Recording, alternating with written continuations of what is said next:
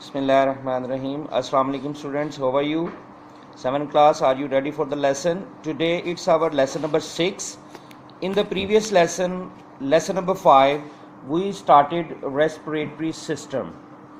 In the respiratory system, what we did, we defined breathing, respiration, respiratory system, and we discussed that how air enters through our nose or mouth, and our nose has hair and mucus to clean, moisten and warm the air. फिर इसके बाद हमने देखा कि dust particles को जो हमारे नाक में बाल होते हैं वो रोक लेते हैं, और फिर इसी तरह से म्यूकस जो है वो अपने परफॉर्मेंस करता है, अपना काम करता है। क्या करता है कि एयर को वार्म करने के बाद इनसाइड द बॉडी जाने देता है। फिर उसके बाद ये है, हमने देखा कि air enters the throat and passes through the larynx जहाँ पे हमारे वोकल कॉर्ड्स भी हैं जो मूव करते हैं तो साउंड क्रिएट होती है। क्लियर है जी। इसी तरह से ये हम रिकैप ले रहे हैं कि हमने क्या प्रीवियस लेसन में क्या क्या कर लिया था। उसके बाद हमने देखा था कि air enters into the trachea, clear, जो कि हमारा विंड पाइप भी कहलाता है। C shaped rings of cartilage का बना हुआ होता है, and these rings keep our wind pipe open. Clear जी। और उसके बाद यहाँ पर भी क्या है, ट्रैकिया में टाइनी हेयर्स होते हैं जो फिल्टर करते हैं एयर को। Today we are going to see the process of respiration in bronchi and lungs. But before starting the further explanation, we are going to see the keywords which will be used in this lesson. Our today's lessons keywords are here in front of us: bronchi, alveoli, lungs, capillaries, contract, relax, inhaling, exhaling, intercostal muscle, bronchioles. These are the words which will be familiar to us after this lesson, and और हम ये जानेंगे कि ये words क्या हैं और ये कौन कौन सा प्रोसेस है या ये किस किस चीज़ का नाम है। ओके जी। ये पार्ट्स ऑफ द बॉडी हैं, ऑर्गन्स हैं, ये प्रोसेसेस हैं, ये क्या है, इनके बारे में हमें सबके बारे में वन बाय वन पता चलता जाएगा। आज हम रेस्पिरेटरी सिस्टम पे एक वीडियो भी देखेंगे। I suggest you to see that, to watch that video first.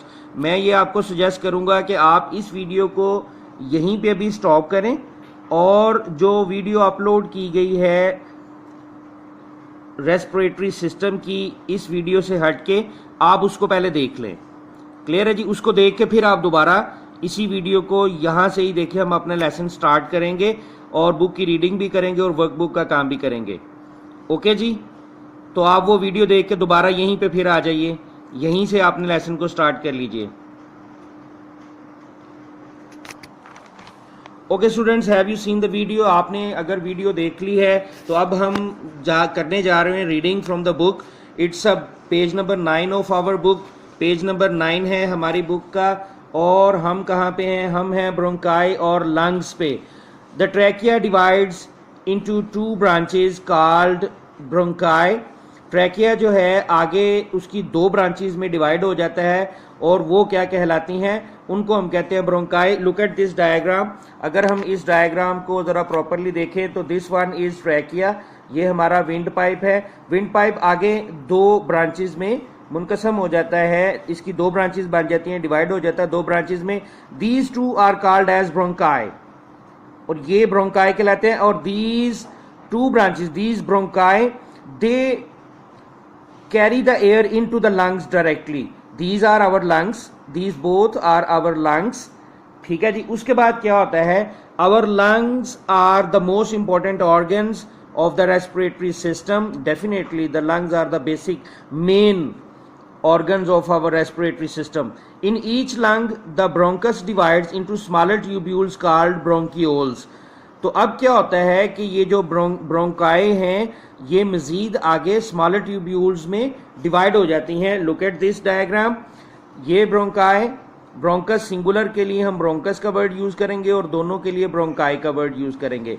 तो ये मजीद आगे क्या है, किसमें तब्दील हो जाती हैं, ये तब्दील हो जाती हैं मजीद आगे स्मॉलर ट्यूब्यूल्स में। In the smaller tubules, and those smaller tubules are called bronchioles, means windpipe trachea, and trachea divided into two branches, both are called bronchi and singular called bronchus, and then these each bronchus divided into more smaller tubules, those are called as bronchioles. Clear ji? And then at the end of each bronchiole, tiny hair sacs called alveoli are present. Alveoli present होते हैं। दोबारा diagram पे चलते हैं। तो at the end of each bronchiole, alveoli are present. And what are alveoli? Alveoli are the air sacs, tiny air sacs. ये थैली सैक्स कहते हैं थैली को, तो एयर सैक्स हैं यानी हवा की थैलियां सी हैं। लुक एट दिस डायग्राम, इस डायग्राम में कुछ ज्यादा वाज़े आप देख सकते हैं। अगर आपने वीडियो देख लिया है तो उसमें आपने बड़ा प्रॉपरली देख लिया होगा क्या इनको, एल्वोलाई को। तो ये है हमारे एल्वोलाई। तो एल्वोलाई जो है उसके बाद क्या है, alveoli are surrounded by blood capillaries. आपको याद होगा ये सारे वर्ड्स हमने पढ़े हैं, एल्वोलाई, ब्रोंकियोल्स, हमारी जो की टर्म्स थी उसमें हमने देखा था। तो हमें पता चल रहा है कि ब्रोंकियोल्स क्या था इसमें और एल्वोलाई क्या चीज़ है। Alveoli are air sacs, bronchioles क्या हैं, these are basically the smaller tubules. Bronchus divide हो जाता है मजीद स्मॉलर ट्यूब्यूल्स में और उनको हम ब्रोंक्यूल्स का नाम देते हैं। ओके जी, तो when we breathe in the air enters the lungs and reaches the alveoli. हम क्या करते हैं, जब एयर एंटर होती है ट्रैकिया से, हम क्या करते हैं, सांस लेते हैं। तो क्या प्रोसेस होता है, alveoli, when we breathe air enters the lungs and reaches the alveoli. तो एयर यहाँ पे एल्वोलाई में आती है, इन थैलियों में आ जाती है, जैसे कि आपने वीडियो में भी देखा। Oxygen of air passes through the walls of alveoli into the capillaries. और ऑक्सीजन जो है वो क्या है, pass through the walls of alveoli, उनकी दीवारों के पास से गुजरती है, ठीक है, और कैपिलरीज में शामिल हो जाती है।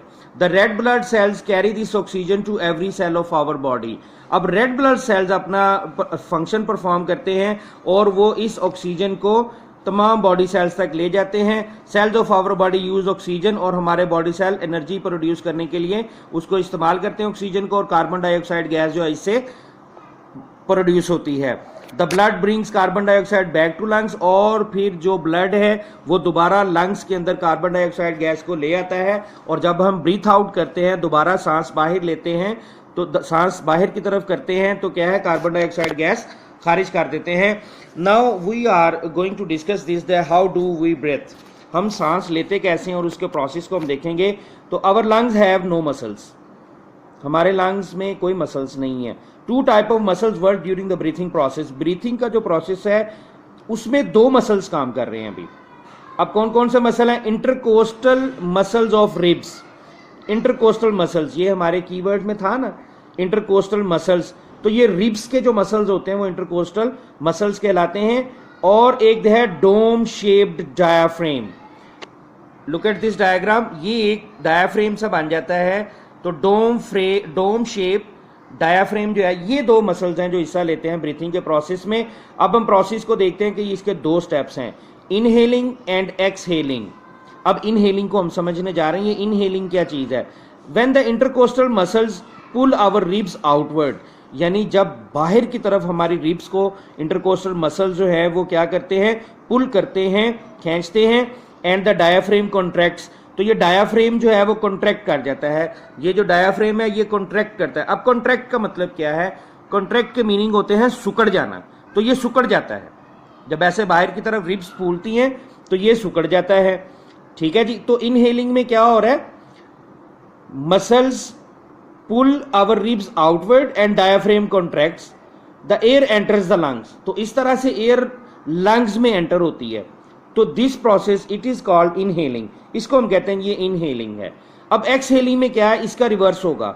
When the intercostal muscles and diaphragm muscles relax, relax से क्या मुराद है, ऐसे ही है कि जैसे आप अपना सांस अंदर की तरफ खींचें और पेट को अंदर कर लें, तो आपने पेट के मसल्स को कॉन्ट्रैक्ट कर लिया, पेट को अंदर सुकेड़ लिया, तो जब आप उसको दोबारा छोड़ेंगे तो आपका पेट रिलैक्स हो जाता है ना, दोबारा अपनी जगह पे आ जाता है। तो ये रिलैक्स से यहाँ ये मुराद है कि when the intercostal muscle and diaphragm muscles relax, जब वो दोबारा रिलैक्स होते हैं तो air moves out of the lungs, तो एयर जो है वो लंग्स से मूव आउट करती है, इट इज कॉल्ड एक्सहेलिंग। तो अब हमारा काम शुरू होता है वर्कबुक का। तो this inhaling and exhaling, these two definitions, they are part of our page number, I think so, workbook 17, workbook page number 17 का ये हिस्सा है। Open your workbooks now, look at this, page number 17, define inhaling, define exhaling. वो book से आप यहाँ उतार लेंगे, इसको आप राइट डाउन करेंगे, पेज नंबर 17 को आप कंप्लीट करेंगे। इसके अलावा we have on page number 16 a definition, what are alveoli. अब तो हमें एल्वोलाई के बारे में पता चल गया है, तो डेफिनेशन मैंने लिख दी है, आप इसको नोट डाउन कर लेंगे, रिटर्न में इसको कंप्लीट करेंगे। Alveoli are tiny air sacs present at the end of each bronchiole. Okay जी, और इसके नीचे है एक diagram, label the diagram. Yes, as usual it is your responsibility to label this diagram, ये आप लेबल करेंगे और कंप्लीट करेंगे पेज 16 को। On page number 15, let's come on page number 15 of workbook. Extend your thinking हमने कल कर लिया था और मैंने कहा था इसको याद भी कर लीजिए, कल से मुराद लेसन नंबर 5 में, और इसके ऊपर है फिल इन द ब्लैंक्स, और इट्स आल्सो योर रिस्पॉन्सिबिलिटी, ये भी आपने ही फिल इन द ब्लैंक्स करने हैं। दोबारा से आपने तमाम जो रेस्पिरेटरी सिस्टम है, हमारे 2 पेज हैं, पेज नंबर 8 और 9 पे, रेस्पिरेटरी सिस्टम को टेक्स्ट बुक से दोबारा आपने रीडिंग करनी है और उसमें से आंसर ढूंढने हैं, देखने हैं और इस फिल इन द ब्लैंक्स को फिल करना है। तो आपका आज का टारगेट जो है वो है page number 15, 16 and 17। In 3 pages को आपने रिटर्न में भी कंप्लीट करना है और इन तीनों पेजेस को आपने याद भी कर लेना है। ओके जी, तो आपकी रिस्पॉन्सिबिलिटी क्या है, लर्न एंड राइट, यानी कंप्लीट करना है रिटर्न में और याद भी करना है page number 15, 16 and 17 of your workbook. Okay जी, सबको काम का पता चल गया, इसको लाजमी करते जाएं। These all questions and these all pages of workbook are really very important as far as your exams are concerned. Okay, thank you so much. Assalamu alaikum.